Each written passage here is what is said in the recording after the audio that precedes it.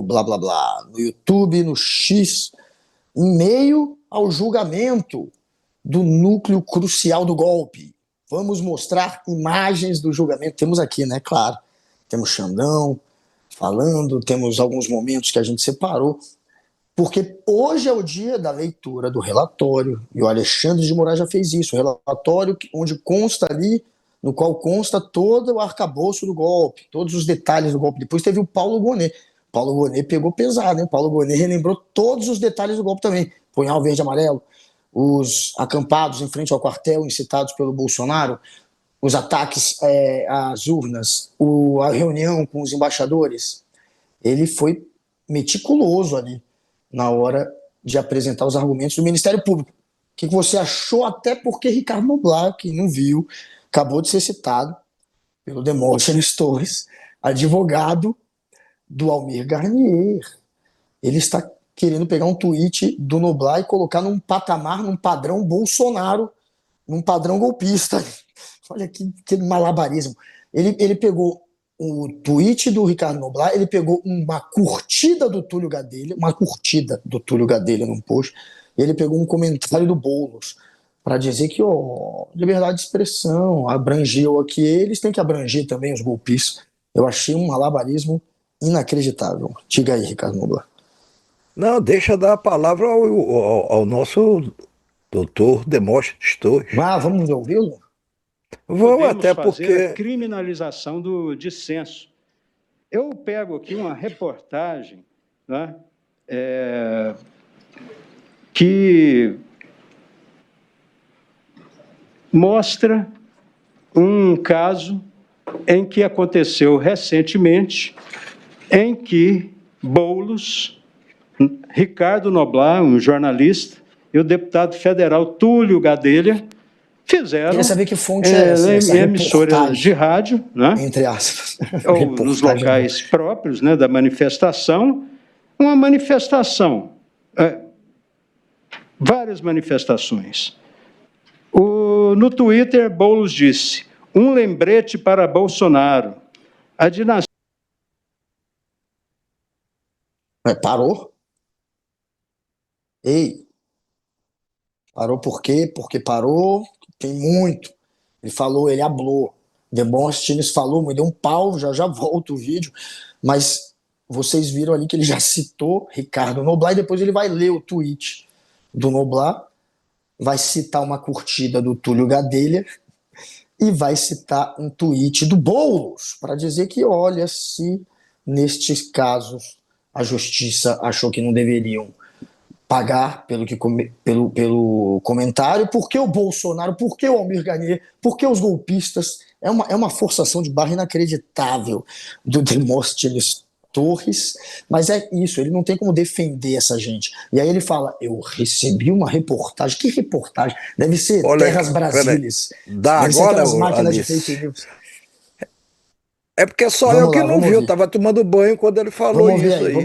Vamos ouvir o Demóstenes, agora tá completo, vai, solta aí. Já Noblat publicou a mensagem, do jeito que vão as coisas, cuide-se, Bolsonaro, para que não apareça outro louco como o Adélio Bispo.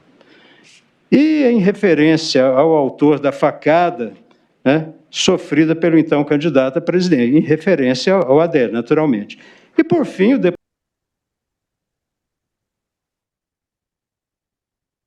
mas era... Mas não é ruim não, porque você vê a forçação. Não, eu já... Tá bom, chega, não tem problema não. Ele se refere a uma reportagem. Não foi reportagem, até porque é difícil no Twitter você fazer uma reportagem pela limitação de espaço, que já foi até maior. Hoje o Twitter é mais generoso. Twitter não, o X, que hoje se chama X. Mas é porque foi apenas um breve comentário que eu fiz de 3 ou 4 linhas no X, dizendo, foi num momento lá que o Bolsonaro, eu acho que estava se queixando muito, de que estavam querendo comprometer a vida dele, uma coisa desse tipo. E aí eu já nem me lembro a data desse Twitter. Aí eu limitei a dizer, olha, é melhor o senhor se cuidar, porque pode aparecer um outro louco aí, como o Adélio Bispo. que aliás o Bolsonaro acha que não era louco, não, era uma pessoa que conscientemente fez o que fez. Embora a Polícia Federal tenha apurado à época que, em 3 inquéritos, a mesma coisa, que ele era um desequilibrado mental e que ele não estava a serviço de ninguém, a não ser da maluquice da cabeça dele. Mas eu repetiria esse Twitter, não vejo nada de ofensivo. Aliás, o Ministério Público também não viu, tanto que deu seu parecer favorável a isso. É, o Demóstenes, eu tenho uma passagem de minha vida muito interessante com ele. Ele era senador e Era. ele escrevia muito bem, ou tinha quem escrevesse para ele, eu não sei. Mas enfim, escrevia muito bem. Eu tinha lido uns artigos dele e pedi, ele virou colaborador do meu blog. Ele escrevia toda semana e escrevia bons artigos. Quando ele ia para missões na ONU, como senador e tudo, ele fazia questão de escrever de lá, mandava mais de um artigo naquela semana. Tínhamos uma ótima relação, até que ele se meteu aí no escândalo do bicheiro de Goiás, Carlinhos Carlinhos Cachoeira. Cachoeira, que tem até muita influência também aqui no mercado em Brasília. E aí eu disse para ele, não dá para continuar escrevendo, depois que o senhor se envolveu aí nessa história, está envolvido, pelo menos até que fique claro o que é que aconteceu, não dá para o senhor continuar escrevendo. Aí nunca mais tivemos contato, mas era uma boa fonte de informação na época. Só nunca me contou nada sobre Carlinhos Cachoeira, claro.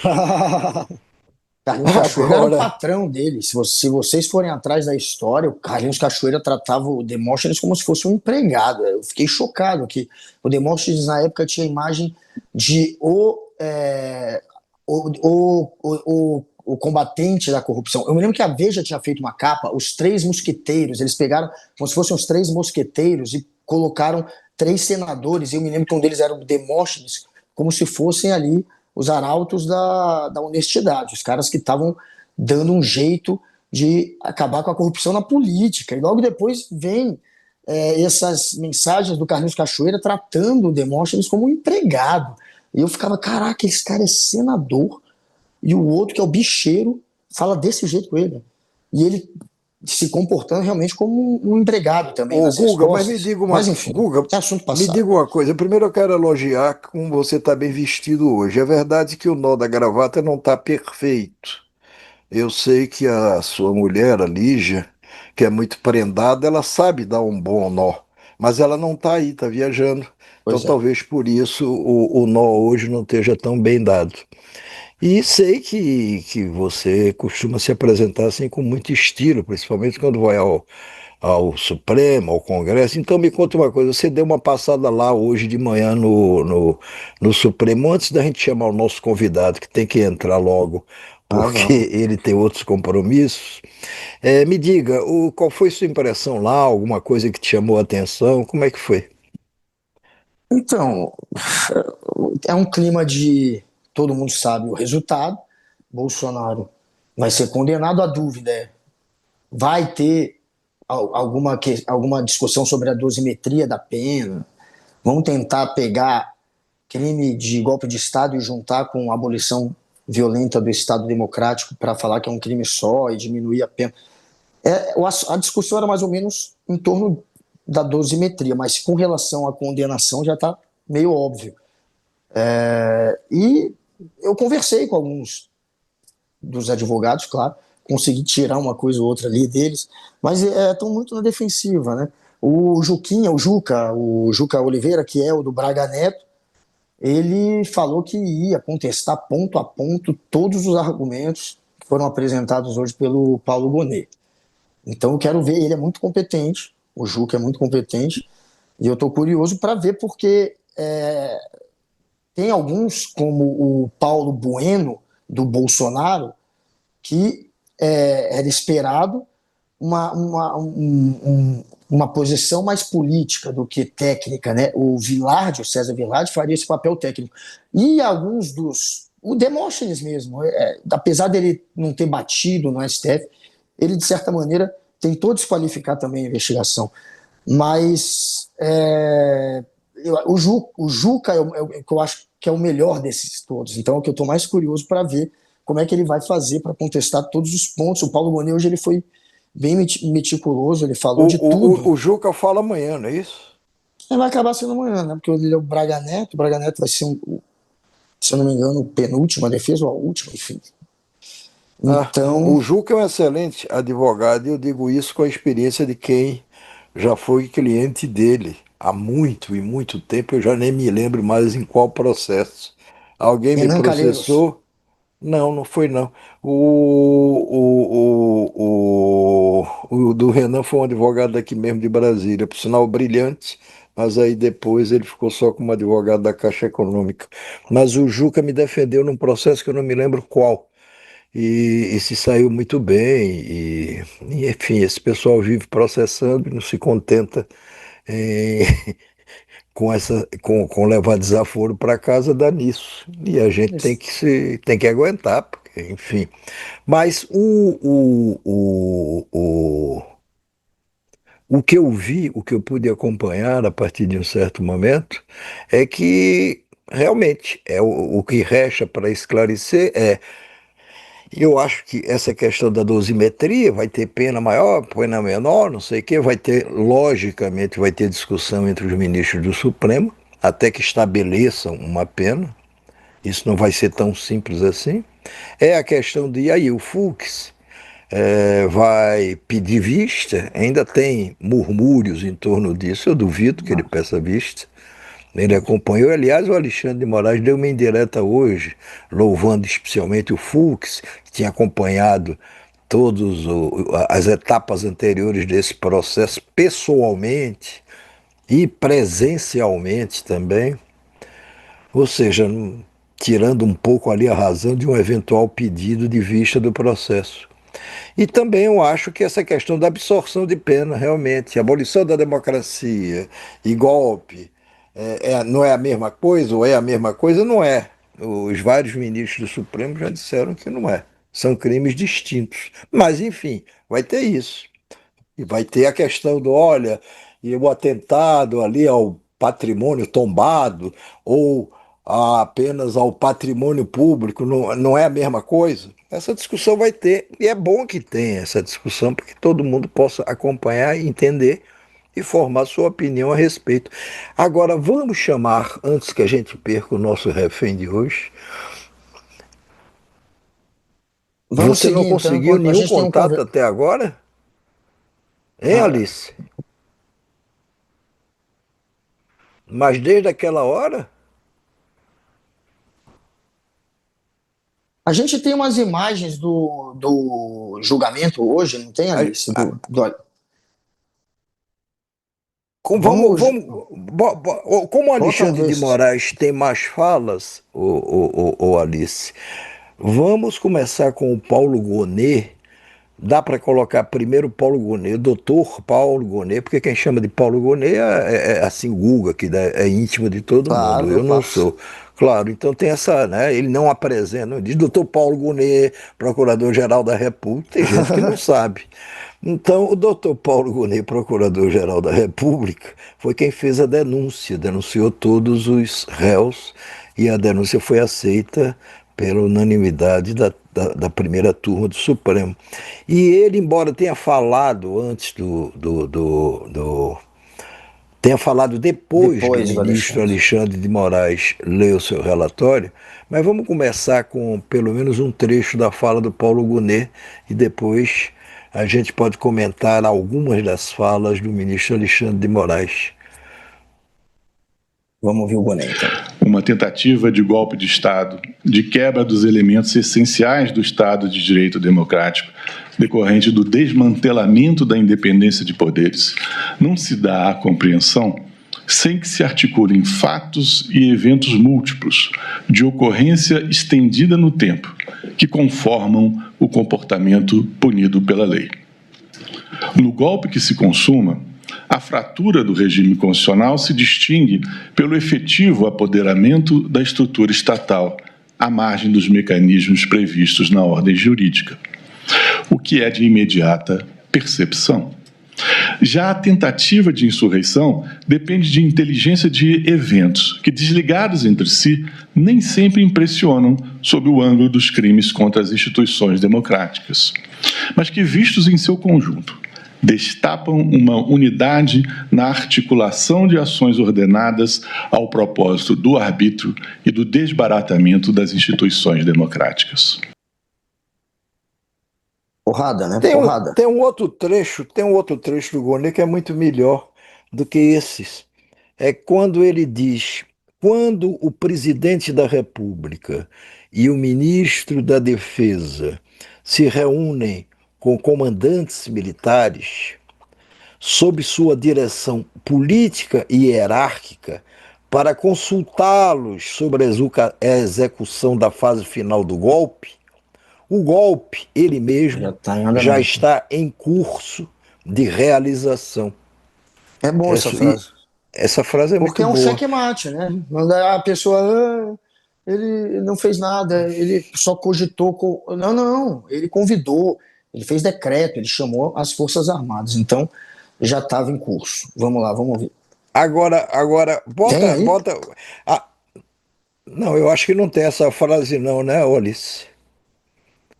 Não tem. Põe, por favor, você fez uma compilação ou são vários vídeos das falas do... Uma compilação. Mas então põe uma compilação das melhores frases do ministro Alexandre de Moraes na leitura do seu relatório. Esse é que foi o ponto realmente. A soberania nacional não pode, não deve e jamais será vilipendiada, negociada ou extorquida, pois é um dos fundamentos da República Federativa do Brasil. O país e a Suprema Corte só têm a lamentar que na história republicana brasileira se tenha novamente tentado um golpe de Estado, atentando-se contra as instituições e a própria democracia, pretendendo-se a instalação de um estado de exceção e uma verdadeira ditadura. A sociedade brasileira e as instituições mostraram sua força, mostraram sua resiliência. A história nos ensina que a impunidade, a omissão e a covardia não são opções para a pacificação, pois o caminho aparentemente mais fácil, e só aparentemente, que é da impunidade, que é da omissão, deixa cicatrizes traumáticas na sociedade. A pacificação do país depende do respeito à Constituição, da aplicação das leis e do fortalecimento das instituições. Não havendo possibilidade de se confundir a saudável e necessária pacificação com a covardia do apaziguamento, que significa impunidade e desrespeito à Constituição Federal e, mais, significa incentivo a novas tentativas de golpe de Estado. E a história desse Supremo Tribunal Federal demonstra que jamais faltou ou jamais faltará coragem aos seus membros para repudiar as agressões contra os inimigos da soberania nacional, da democracia, do Estado de Direito ou da independência do Poder Judiciário. Tem mais alguma coisa do Alexandre? Eu acho que ele disse uma frase, eu não sei se ela saiu aí, que é a seguinte: confundir a saudável e necessária pacificação, eu acho que ele disse, né? Já foi a hora aí, com a covardia do apaziguamento, significa impunidade e desrespeito à Constituição Federal. E mais, significa incentivo a novas tentativas de golpes de Estado. Tem também um momento das falas, e a gente não precisa reproduzir mais falas do Alexandre, eu só estou citando, que foi um momento que a Patrícia, repórter especial da Folha de São Paulo, observou bem, que é o que ela chama de um recado à imprensa internacional, que aliás está dando uma grande cobertura e uma grande repercussão a esse julgamento. Alguns desses jornais até chamam o julgamento do século, pelo menos do século para a gente no Brasil. E segundo a Patrícia, ao abrir o julgamento, Moraes repetiu as expressões respeito ao devido processo legal e ampla defesa 5 vezes. Independência do judiciário, 6 vezes. E soberania nacional, 4 vezes. Além de ter feito referências à coação e à interferência estrangeira 5 vezes. Isso não foi de graça. Claro. Não foi porque lhe falta imaginação para dizer as coisas. Foi porque queria, de fato, mandar um recado, principalmente dirigido à imprensa internacional. Porque alguns jornais, mesmo do quilate do New York Times, que é o jornal mais importante do país, mesmo alguns jornais desse tipo, Washington Post também, eles sempre ficam ali, olha, não sei o quê, é uma coisa importante, mas não sei o quê. Eles sempre ficam meio ali, meio entre dar razão a algumas coisas que o pessoal em torno do Trump diz, ou dar razão ao que de fato está acontecendo aqui e que todo mundo está vendo. Ao ponto de que um trecho. Muito bem. Ao ponto que Temos o um convidado. nosso Eduardo Bolsonaro ontem, ele pega um trecho do New York Times, que é o trecho em que, se você ler apenas o trecho, fica parecendo que é um trecho dizendo que, dando mais razão ao Eduardo Bolsonaro do que a qualquer outro. O Eduardo pegou esse trecho, que aparentemente o favorecia, numa reportagem de ontem ou de anteontem do New York Times, e publicou só aquilo. E só brigou com o correspondente do New York Times no É Brasil, o patético. autor da reportagem, a dizer, vem cá, não é assim não. Não pode isolar só esse trecho, não. O contexto era esse aqui. E o Eduardo também não se incomoda com isso, está nem aí para isso.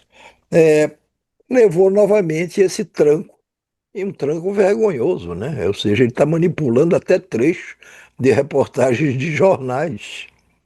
Agora temos conosco o nosso amigo e querido amigo, que já compareceu